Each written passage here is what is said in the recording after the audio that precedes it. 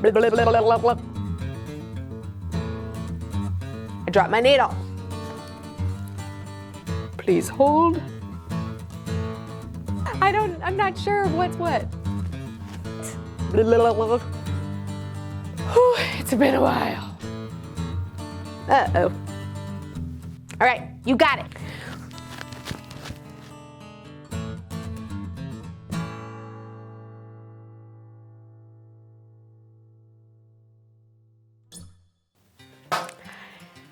Hello! Welcome to Make.Do's Star Wars kit. So if you're doing this on May the 4th, happy Star Wars Day. If you're doing this not on May 4th, a happy Star Wars Day anyway. So inside of your kit that you should have gotten from Make.Do, you are going to have an embroidery hoop, at least one. You will have your fabric. You're also gonna have a needle threader and a needle. I know you can't probably see that. And then you will have whatever embroidery colors you need for the characters that you chose. In addition, you're gonna need to grab a pencil and a pair of scissors. So I have a big pair of scissors, and I also have a little pair of thread snips that I will use only to cut my embroidery thread. So you will also need to make sure that you print off your patterns. The first thing that we will do is take our fabric, and I'm gonna set my fabric in the center on top of Yoda's face. It helps that my fabric was already in my embroidery hoop, so I can kind of see the center there. Then I'm gonna take my pencil and I'm gonna very lightly, like as light as I can and still see it, I'm gonna trace my pattern. I don't want my fabric to shift when I do this, so I'm gonna try to hold everything like flat and stretch it a little bit tight. And I'm going over, if I can, in one pass.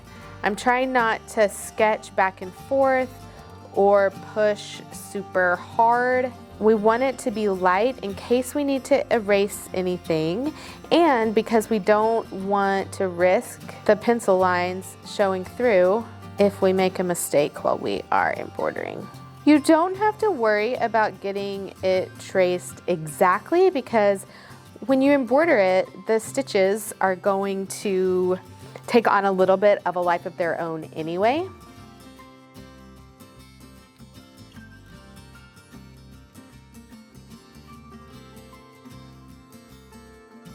Okay, so after I think I have everything sketched, just to make sure, I'm gonna lift it up and make sure that I can see everything. And if there's any spots that I can't see, I'm gonna go back and trace over them. But I know it's really light. I'm not sure what you can see on the camera, but I think this is how I would like it to be. So you can barely see it. You can set your pattern aside. We're done with it. And now you're gonna grab your hoop.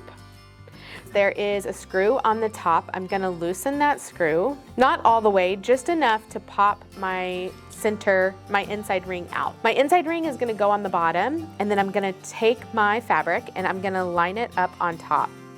If your fabric has already been in your hoop, it should line up pretty easily for you. Then I'm gonna take my top ring and I'm gonna set it on the outside of my hoop. I'm trying to get this top part centered if I can, but sometimes it's hard to tell from at the beginning, and so you can always go back and change that later after you have finished your character. And then I just am grabbing from the top and screwing it so that it's nice and tight. One of the things that you're gonna make sure that you stay on top of as you are embroidering is that you are not pushing against your fabric. So when I push against my fabric, see how it's loosening it up inside of my hoop? To keep from doing that, I wanna try to keep my fingers on the wooden part of my embroidery hoop as I embroider. So now I'm gonna go back and pull that tight again. Now we're ready to get our thread onto our needle. I'm gonna take my thread and I am going to pull out about an arm's length. So I'm gonna find the end here, and I'm gonna pull out, oh man, it made a mess. Well, I guess it's good it made a mess so you can see how we fix it. Just gonna take it out. I like to, if I can, keep these guys on the ends because I find that it helps everything not make a mess. But if yours makes a mess like this, like mine just did, sometimes you don't have a choice. Okay, so now that I have found my end, I'm gonna cut off 1 arm's length of thread. I know it can be tempting to cut off longer thread so that you can avoid having to thread your needle so many times. But as annoying as that is to have to thread your needle, I promise it's more annoying when you have too much thread and it gets knotted up underneath your hoop. So don't get greedy and only cut off about an arm's length. So here is our needle threader. It has 2 hooks on the end. If the eye of your needle is big enough, go ahead and use the big side, the big hook. Mine is not big enough, so I'm gonna use the smaller hook. And I'm sticking the hook through the eye of my needle. Then I'm going to take my thread and put it around the hook. Now I'm gonna pull the hook back through the eye of my needle until that little tail pulled through. There we go. Now I can get rid of my needle threader. So now I have my needle with 1 piece of thread coming through it, and then here is my long side. On my long side, I'm gonna tie a double knot. So we're not tying both of our ends together, we're only tying the long end into a double knot. So this shorter side here, I'm going to call my tail. As I stitch, I'm always making sure that my tail end is free. When you're making your stitches, you don't want that tail to get cut up because then your thread will be too thick where your stitches are. So keep an eye on that shorter end, on that little tail, and make sure that you're only stitching with that long side. We'll call this our working thread. For reference, here's what Mr. Yoda will look like when he's finished. It does not matter where you start on Yoda because we're doing backstitch and it looks the same all the way around. So you can't really tell where I started and where I stopped. The key to getting a good effect is to try to make your stitch lengths as even as possible. Now your stitch length is totally up to you. It's whatever you feel comfortable with, just like some of us write with really big letters, some people write with really tiny letters. It's completely up to you what size stitch length you want to have.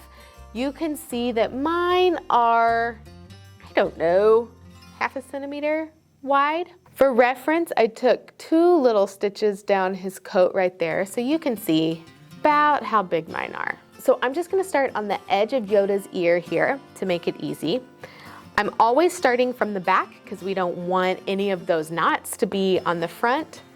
So starting from the back, I'm gonna pull up until I can't pull anymore, and that is because my knot is hitting the back of my fabric. Just a reminder that my fingers are on my hoop, not on my fabric. And I'm gonna go 1 stitch length forward. Remember that stitch length is arbitrary, it's up to you. Now on this first stitch, it can be a little tricky because you can see I accidentally, as I was pulling, caught my knot there. So just be aware of that, and when you pull, it'll get tight again. Okay, so there's my first stitch.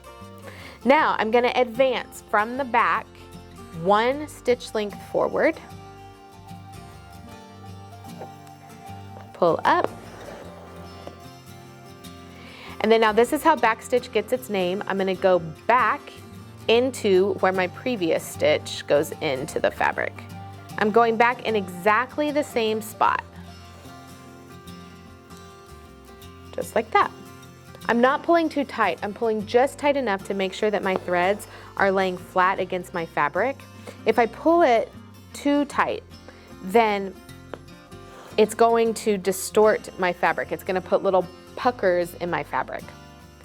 So again, advance 1 stitch length from the back, and then I'm going back into my previous stitch. Notice that I'm keeping my hoop oriented towards the top, so I'm not turning it over to try to figure out where to stick my needle. This helps in the long run be a little bit faster. Besides, when I turn it over, I can't see my lines anyway.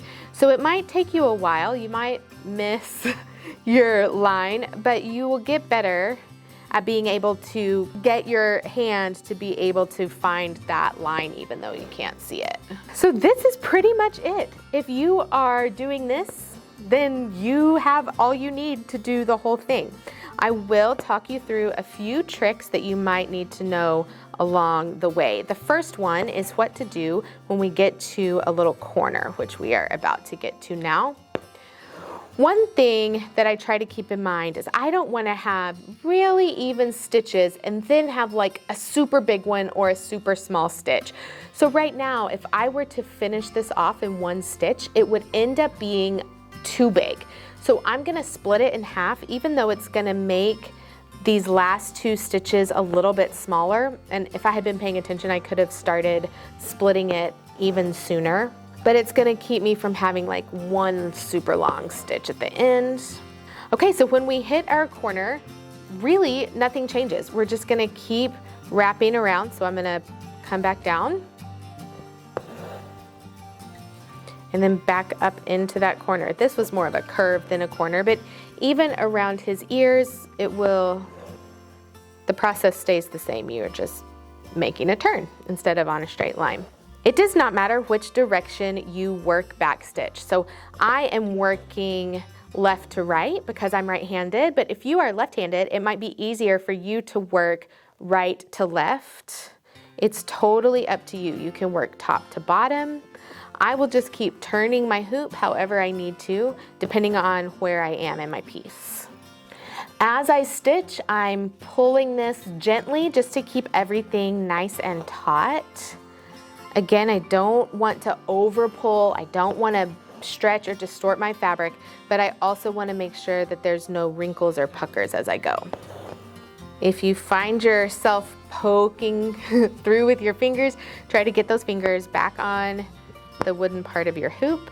So one thing that might cause you some trouble is as you're going, if the tail end starts to fray too much, then whenever I push it back through here and start to pull, it might get stuck and kind of try to make knots.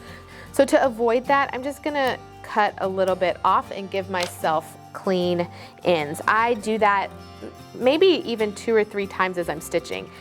So if it starts to feel tight as you're pulling through, don't sit and yank on it and keep pulling because most likely you have a knot forming on the back. And if you stop soon enough, you'll be able to get the knot out. If you try to fight it and force it, then you're just gonna make the knot worse, and then that's annoying. Okay, so ideally, I like to get to the natural end of a line to change my thread, but that didn't happen this time, so I am running out. I'm almost out. You don't want to take too many stitches so that you don't have any left. So don't play chicken with your thread. Go ahead and stop when you have, about this much left, or sooner if you want to play it safe. So there are a few ways to change your thread. Here is a way that I like that works all the time, whether you're at a stopping spot, whether you're running out of thread, whether you're completely done. This is how I tie off one thread and then move to the next. On the back, I'm gonna weave through these old stitches. So I'm just going under and around some of these old stitches. Then I can go back up.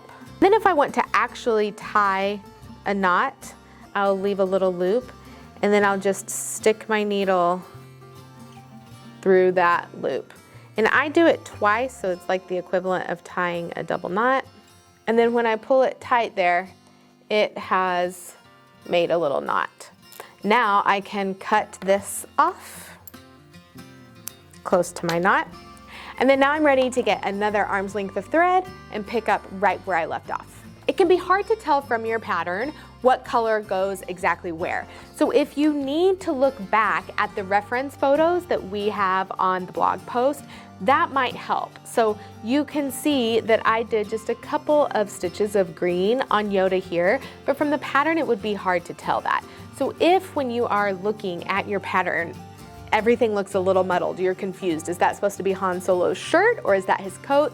Look back at the blog post for reference on what to do where. So I am just gonna keep doing this all the way around Yoda's head. Then I would go back and do his little ears, and then I would go do his mouth. One thing to note, I'm gonna completely start over anytime I'm going to a new spot on my hoop. So when I come to do his mouth, I'm not gonna drag my thread across the back, like if I was just finished his ear. I'm gonna tie it off on his ear, and then I'm gonna come back to do his mouth. So you can see from the back, I've started fresh every time. If I were to just drag my thread across, see how you can see it through there? We don't want to risk getting any ghosting. So go ahead and take the time to tie it off and start fresh. For most of your characters, backstitch is all that you will need to know, except for Chewie. So if you're doing Chewie, this part of his belt, his gun, his ammo belt, what is this? So this part of Chewie needs to be filled in with what is called satin stitch. So satin stitch is super simple. It's just like coloring in a spot with your thread instead of what, a color or a marker. One thing I like to do is start in the middle and work one direction and then the other. So from the back, I'm going to come up on one side and down on the other. I'm trying to make this line as straight as I can. So if you think that you will have a hard time getting a straight line, you can draw one on your pattern. So I could have come here and drawn my straight line on my pattern, double checked that it's straight, and then transferred that over to my fabric. But also these are small enough that you should be fine just guessing. So I've come one line across, and then I'm gonna start back up at the top, and I'm trying to get close to my original stitch. And then I come back down on the other side. So I work the same direction the whole way down. So in this case, I'm going up on the top and down on the bottom. If you're working left to right, it would be coming up on the left, down on the right, or vice versa. We just want to work the same direction every time. The reason that we start in the middle is that it helps keep us from getting wonky. So if I were to make this first line not very straight, by the time I got to the end, it'd be very obvious. It'd be really distorted. So when we just work on half at a time, it helps us keep a straighter line. After I get to my last stitch, when I have covered the line, I want to start stitching on the top. I flip it over and I'm just gonna thread my needle up through the top, and that way I won't have any strings hanging out on the back. And then I keep going. So if you accidentally make too big of a gap in between your stitches, you can go back and fill it in. The tighter that you do them together, the more likely they are to kind of bunch each other up. There's really, as long as you are getting it filled in, it does not really matter. Now from the back, I can weave in and out and in and out of some of these threads.